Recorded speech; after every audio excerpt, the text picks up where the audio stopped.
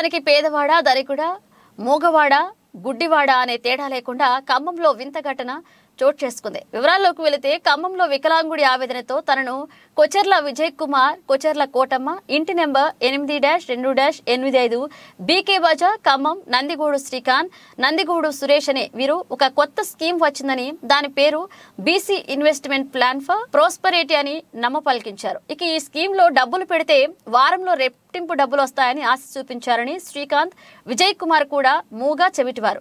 వారిని నమ్మి డబ్బులు అప్పు చేసి కొంత డబ్బులు వారికి కట్టి తమ యొక్క స్కీమ్ లో చేరారని అన్నారు. అలాగే ఒక నెల రోజుల తర్వాత డబ్బుల గురించి మాట్లాడితే డబ్బులు రాలేదు, త్వరలో ఇస్తాము, కంగారు పడవద్దని చెప్పారు. గత 3 సంవత్సరాలుగా ఎన్నిసార్లు అడిగినా డబ్బులు ఇవ్వలేక తనపై దౌర్జన్యానికి దిగుతున్నారని, డబ్బులు ఇవ్వము, నువ్వు ఎవరికి చెప్పుకుంటావో చెప్పుకో అని బెదిరిస్తున్నారని, తనలాగే చాలా మంది దగ్గర డబ్బులు తీసుకుని వాళ్ళు ఆస్తులు కొంటూ లగ్జరీ లైఫ్ అనుభవిస్తున్నారని, దానికి తన వద్ద రుజువులు కూడా ఉన్నాయంటూ శ్రీకాంత్, విజయ్ కుమార్లకు ఎన్నిసార్లు ఫోన్ చేసినా సరైన సమాధానం ఇవ్వడం లేదని వాపోయారు.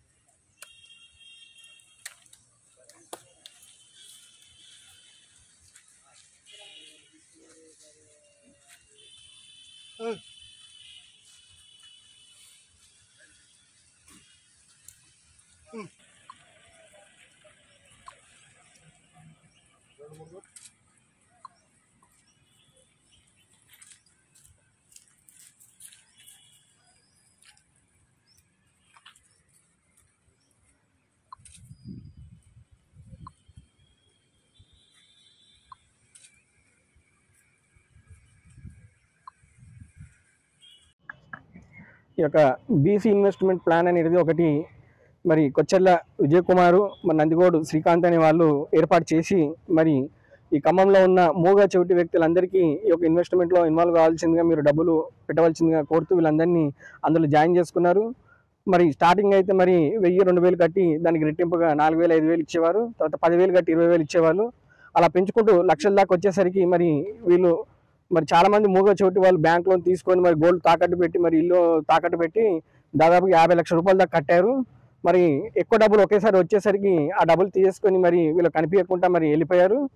అదే విషయమే ఈరోజు ఈ మూగ చెవిటి వాళ్ళందరూ పోలీస్ కమిషనరేట్లో మరి కమిషనర్ గారికి కలిసి మరి ఈ విధంగా మాకు అన్యాయం జరిగింది, న్యాయం చేయండి అని వాళ్ళకి కంప్లైంట్ ఇవ్వడం జరిగింది.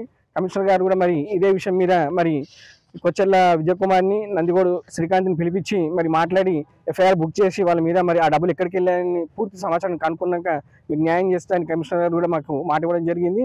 కనుక దివ్యాంగులకు అన్యాయం జరుగుతుంది, చాలామంది దివ్యాంగులు కావాల్సి కానీ మరి ఇలాంటి వారికి అన్యాయం చేస్తున్నారు. వారి మీద కఠిన చర్యలు తీసుకొని మరి తగు విధంగా న్యాయం చేయాలని మేము డిమాండ్ చేస్తున్నాం.